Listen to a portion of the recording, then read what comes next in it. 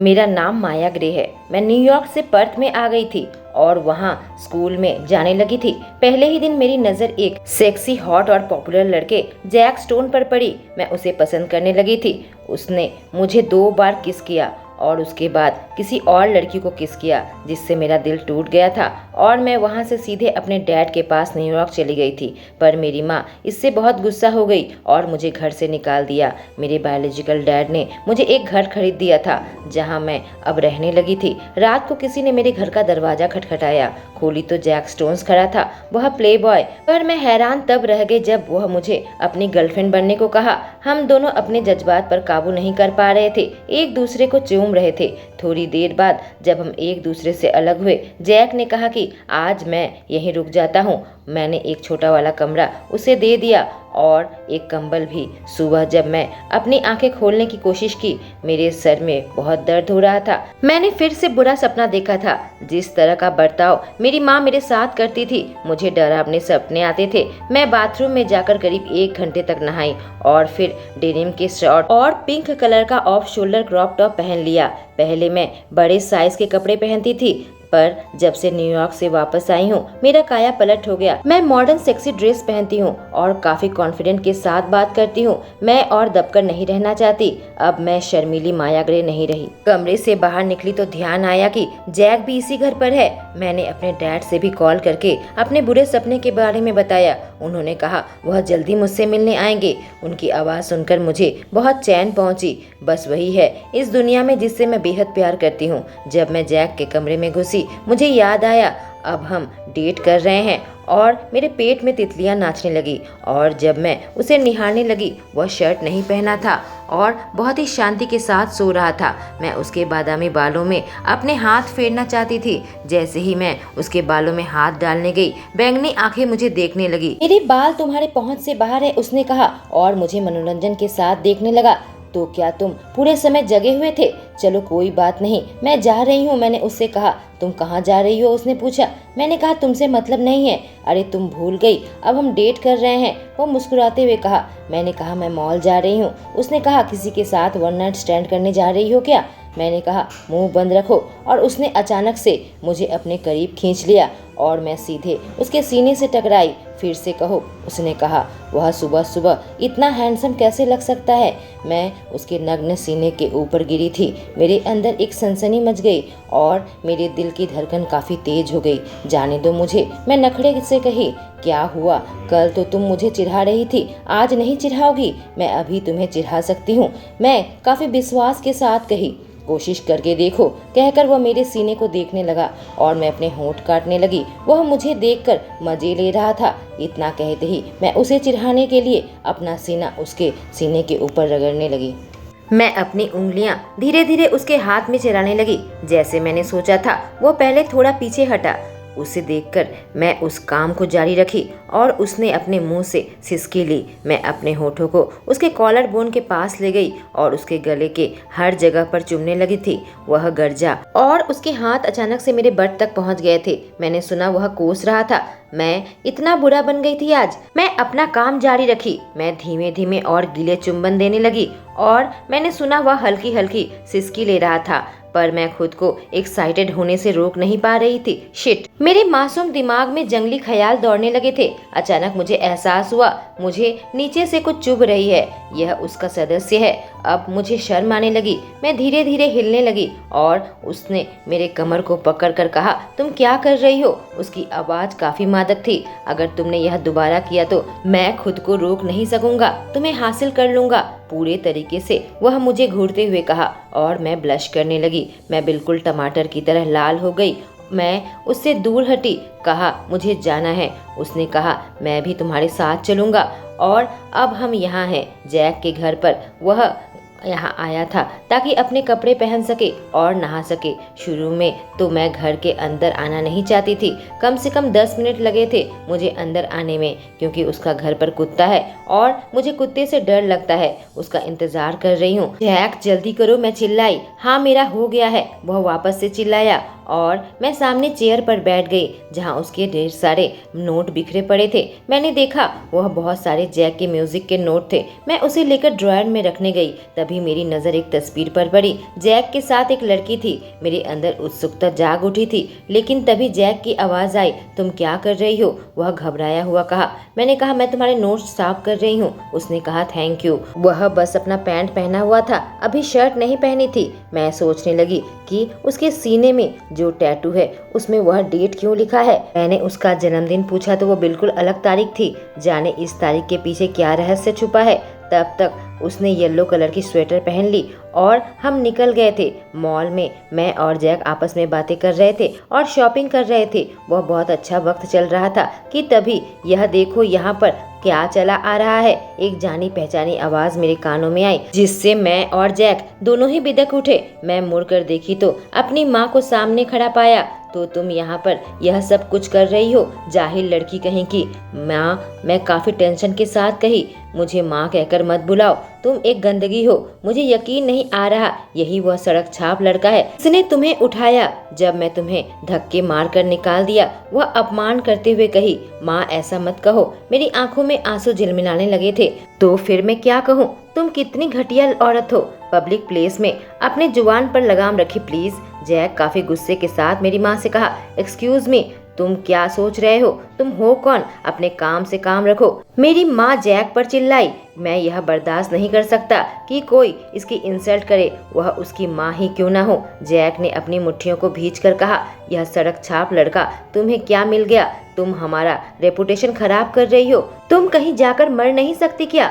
तुम किसी काम की नहीं। वह मेरे ऊपर चिल्लाई। चलो यहाँ से, उसकी घटिया बात सुनने की कोई जरूरत नहीं है, जैक कहा और मेरा हाथ पकड़ लिया और हम दोनों वहाँ से निकल गए। रो मत, जैक मुझे हक करके कहा। मुझे माफ करना, मैं रोते हुए कही। वह मुझे अपने घर पर लेकर आ रहा था और अभी हम मेरे बेडरूम में हैं। तुम माफी क्यों मांग रहे हो? वो मेरे हाथ को सहलाते हुए कहा। मेरी माँ ने तुम्हारे सामने ऐसी बातें की। मैंने कहा, क्या वह तुम्हारी माँ भी है? उसने गुस्से से पूछा और मैंने अपना सर हिलाया। मुझे समझ नहीं आ रहा वह तुम्हारे साथ ऐसा बुरा बर्ताव क्यों कर रही थी। उसने पूछा। वह हमेशा ही ऐसा करती है, मैंने स्वीकार की। क्या तुम इस बारे में बात करना चाहती हो? और मैंने जवाब नहीं दिया। ठीक है, तो जब बोलने का मन हो बताना। उसने कहा, मैं अभी कुछ दिन पहले न्यूयॉर्क गई थी अपने बायोलॉजिकल पापा के पास। मेरी माँ ने दूसरी शादी कर ली है। मैं अपने सौतेले पापा के साथ रहती हूँ। मेरी माँ मेरे असली पापा से नफरत करती है, इसलिए मुझसे गुस्सा है। मैंने कहा, और तुम्हारे सौतेले पापा, उन्होंने कुछ नहीं कहा? जैक ने पूछा। नहीं, उन्हें भी मेरी परवाह नहीं है, मैंने जवाब दिया।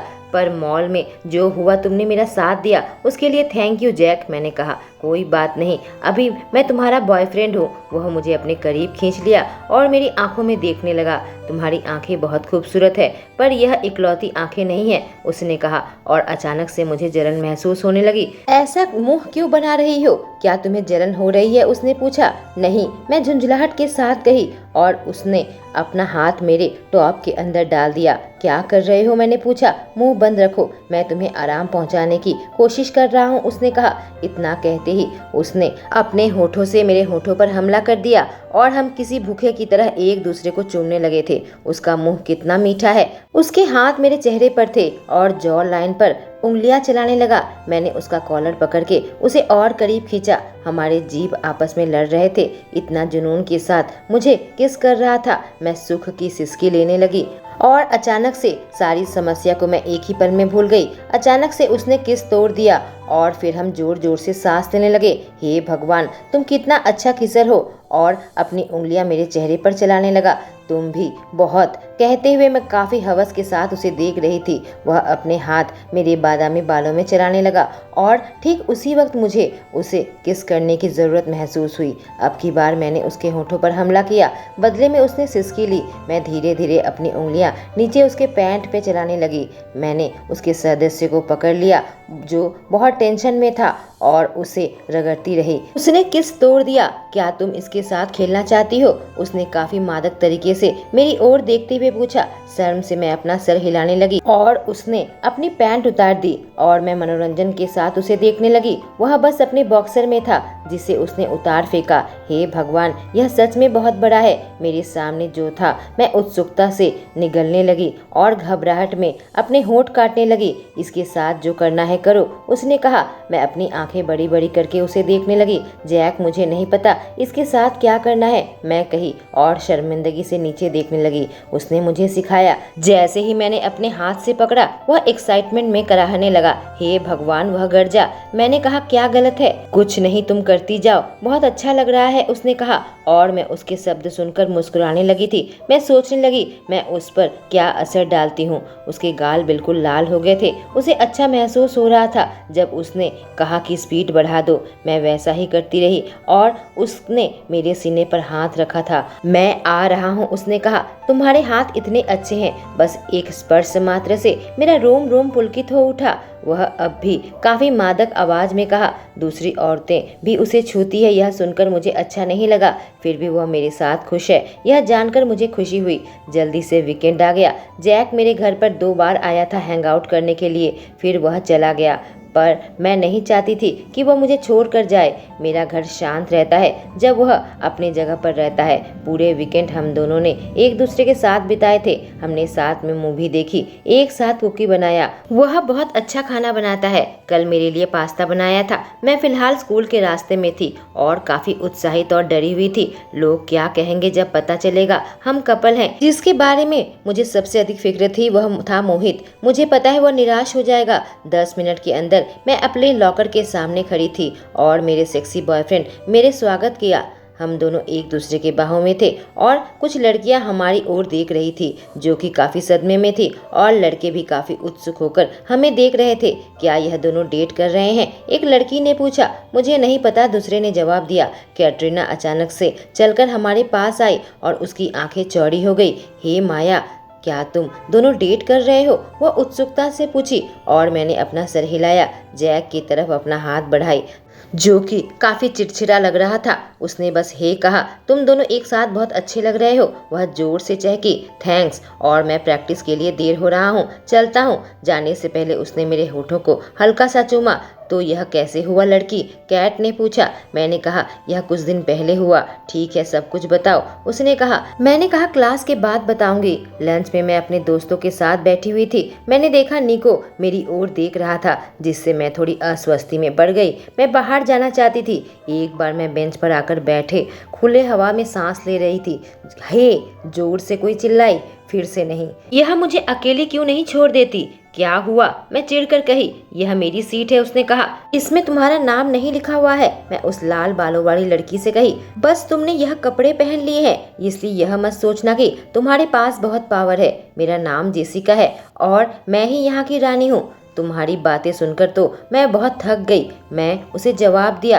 क्या कहा तुमने? वह चिल्लाई। तभी किसी की आवाज आई। इसे अकेला क्यों नहीं छोड़ देती जैस्मिन? सामने जैक खड़ा था। मेरा नाम जैस्मिन नहीं, जेसिका है, वह गुस्से से कही और वहां से निकल गई। मेरी गर्लफ्रेंड क्या कर रही है? उसने पूछा। मैंने कहा, मैं ठीक हूँ। फिर मैं उसके बड़े मैच के बारे में पूछने लगी। हे, तुम दोनों आखिर डेट कर रहे हो? एक लड़के की आवाज आई। मैक्स, अपना मुंह बंद रखो, जैक ने कहा। कम ऑन, क्या तुम मुझसे नहीं मिलवाओगी? उस लड़के ने कहा। माया, यह मैक्स है जो बस एक सिरदर्दी है, जैक ने कहा। यह सच बात नहीं है ड्यूड, उसने कहा। हे, मैं माया हूँ, मैं काफी घबराहट में उससे कही।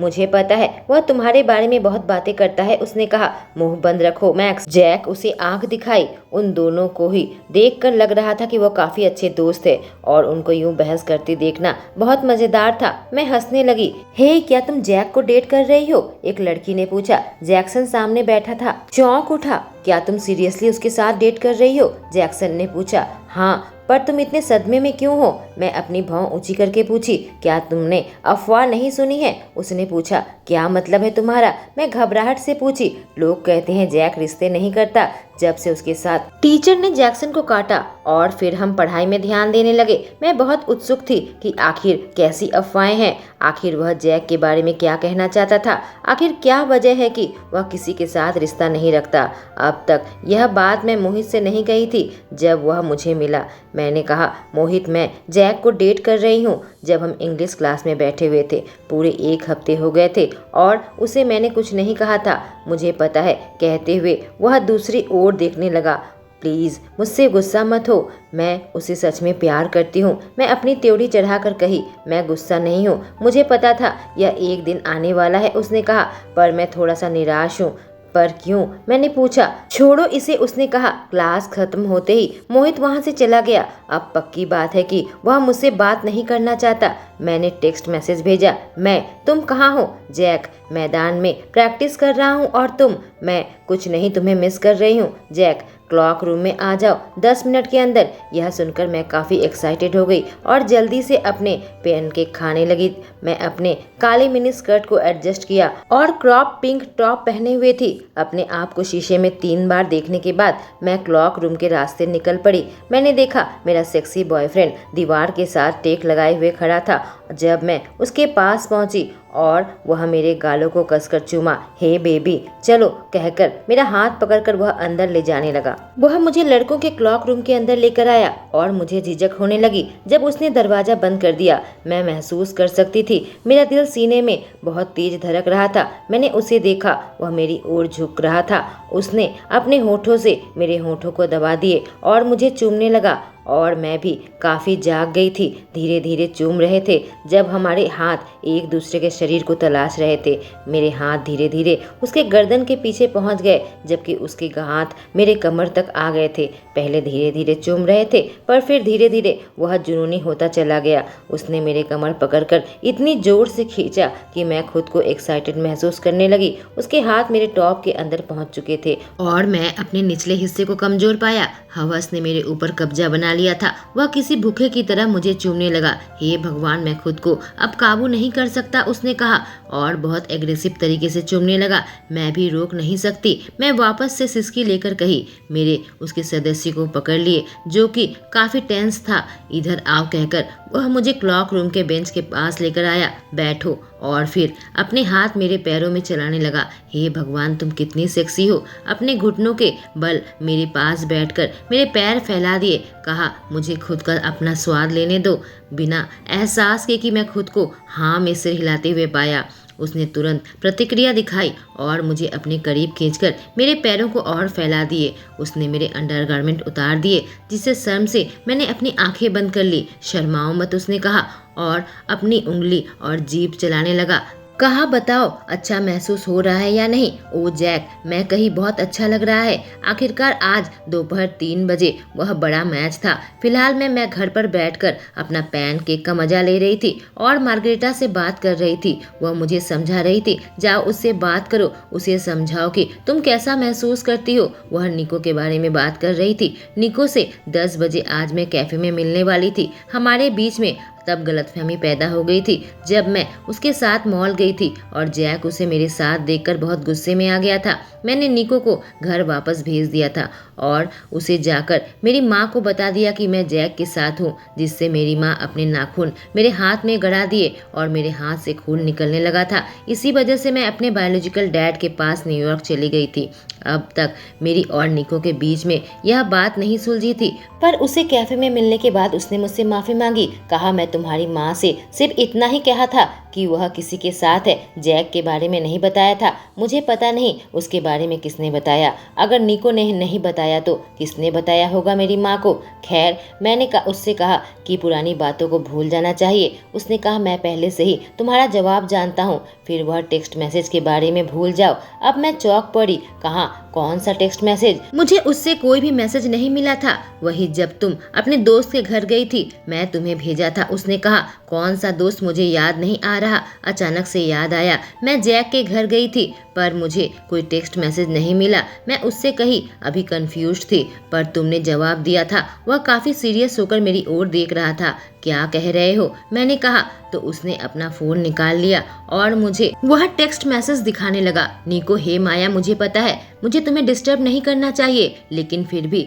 मैं तुमसे कहना चाहता हूँ कि मैं तुम्हें मिस कर रहा हूँ। हर बार मैं तुम्हारे बारे में सोचता हूँ और मैं उम्मीद करता हूँ कि हमारे छोटे लम्हे तुम्हें अभी याद होंगे, उस वक्त न्यूयॉर्क में, याद नहीं है क्या? माया, मुझे याद नहीं है और तुम भी भूल जाओ, बाय। यह क्या था? मैंने इसे कब जवाब दिया? मुझे याद तक नहीं। रुको 1 मिनट। उस दिन अपना फ़ोन जैक के घर पर छोड़कर आ गई थी। मैंने उससे कहा मैसेज के लिए मुझे माफ़ करना, पर मुझे याद नहीं कब इसका जवाब दिया था। शायद मेरा मूड खराब था। उसने टाइम दिखाई, कहा 1 दिन के बाद। मुझे याद है तब भी मेरा फ़ोन जैक के पास ही था। बड़े मैच में मिलते हैं कहकर हम दोनों अलग हो गए। मैं घर पर अब वापस आने लगी थी। मैं जैक से बात करना चाहती थी। इस बात से अपसेट थी कि मुझे गेम खत्म होने का इंतजार करना पड़ेगा। मुझे यकीन नहीं आ रहा था उसने ऐसा किया, और फिलहाल मैं बहुत ज्यादा गुस्से में हूँ। आखिर में मैं जैक्सन के कार में बैठी हुई थी और हम गेम देख रहे थे। स्टेडियम में आकर हम अपने बेंच पर बैठ गए और थोड़ी देर बाद कैटरीना भी एक और लड़के को लेकर आ गई जिसके मुंह में सिगरेट थी। गाइस, यह मेरा दोस्त स्टीफन है।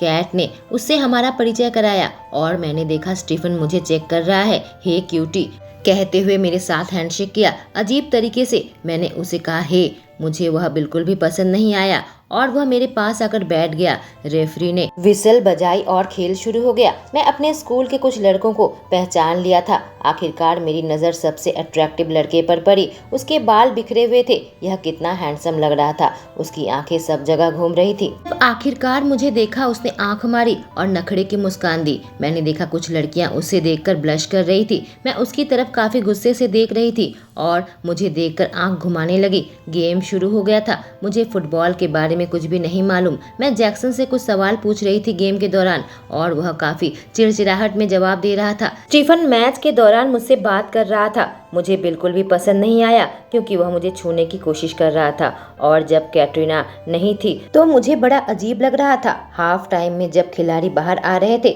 मैं तुरंत जैक के पास गई और उससे कहा ऑल द बेस्ट, देखना तुम ही जीतोगे। उसने कहा अगर हम जीतते हैं तो क्या तुम मुझे कुछ दोगी? मैंने कहा हाँ जरूर दूंगी। उसने कहा ठीक है, और अभी तुम क्या कपड़े पहनी हो इसके बारे में हम बाद में बात करेंगे और मुझे कुछ देना मत भूलना। कहते हुए उसकी नज़र मेरे होठों पर गई। अब मैच और रोमांचक हो गया था। जैक सच में अच्छा खेलता है। वह गोल करने लगा। मैंने देखा कुछ लड़कियां उसकी ओर फ्लाइंग किस दे रही थी। यह क्या कर रही हो? मैं गुस्से से कही। लड़कियां कहीं तुम होती कौन हो? जब गेम खत्म हो गया मैं जैक के पास आई और उसने अपनी टी शर्ट निकाल रखी थी और एक ग्रुप लड़कियां उसे देख रही थी। मैंने कहा तुमने ऐसा क्यों किया? शर्ट क्यों उतार दी? उसने कहा मैं पसीने पसीने हो रहा हूँ। मुझे बहुत ज़्यादा जलन हो रही थी जब दूसरी लड़कियां उसके जिस्म को देख रही थी। मैंने कहा इसे वापस से पहन लो। उसने मेरी बात मान ली। लड़कियां उसके साथ आकर फ़ोटो खिंचवाने लगी। मुझे इसकी आदत डालनी पड़ेगी। मैं एक बहुत पॉपुलर लड़के से डेट कर रही हूँ।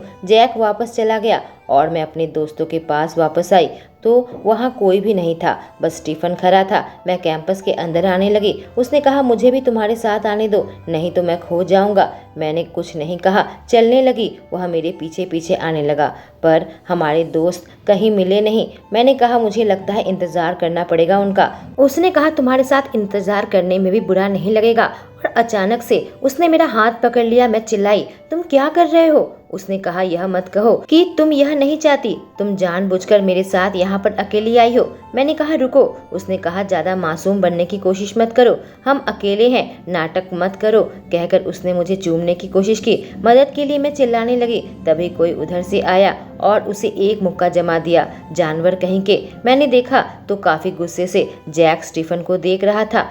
उसने स्टीफन के कॉलर पकड़ लिया और उसे मारने लगा। जल्दी से दोनों में मारपीट शुरू हो गई और जैक उससे कहीं ज़्यादा ताकतवर था। मैं बेहद घबरा गई क्योंकि वह उसे बुरी तरीके से मार रहा था। बहुत मुश्किल से मैं जैक को छुड़ाकर वहाँ से लेकर आई। यह सब क्या हो रहा है? मैं उस पर चिल्लाई।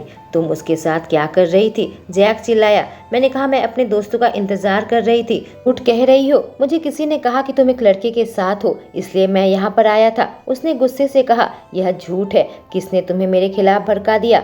वही था जो मेरा पीछा कर रहा था। ऐसा दोबारा मत करना, उसने कहा और मैं सर हिलाते हुए कहा उसे बहुत चोट लगी है। मैं नहीं चाहती थी जैक किसी मुसीबत में पड़े। मुझे परवाह नहीं है, कोई भी उसे हाथ नहीं लगा सकता जो मेरा है। कहकर वह वहां से निकल गया। जैक की टीम की जीत की खुशी में मैदान में बहुत बड़ी पार्टी थी। हम वहीं बेंच पर बैठे हुए थे। जैक चला गया था क्योंकि उसके कोच ने उसे बुलाया था। लड़के पार्टी के लिए तैयार हो रहे थे। खाने का अरेंजमेंट किया जा रहा था।